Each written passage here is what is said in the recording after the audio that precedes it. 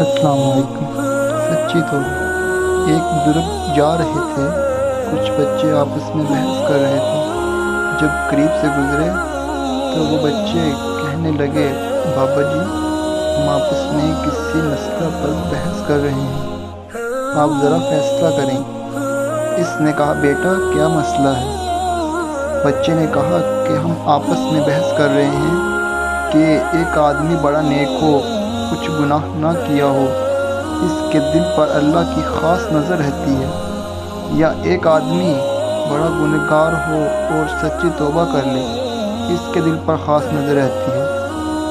وہ بزرگ فرماتے، بیٹا میں عالم تو نہیں ہوں، تاہم ایک بات میرے تجربے میں آئی ہے کہ میں کپڑا بنتا ہوں، کھڑی چلاتا ہوں، دھاگے ہوتے ہیں۔ میرے تجربے میں بات آئی کہ جو دھاگا ٹوٹ جاتا ہے میں اس سے گرہ لگاتا ہوں، اس کے بعد اس پر خاص نظر رکھتا ہوں کہ دوبارہ ٹوٹ نہ جائے۔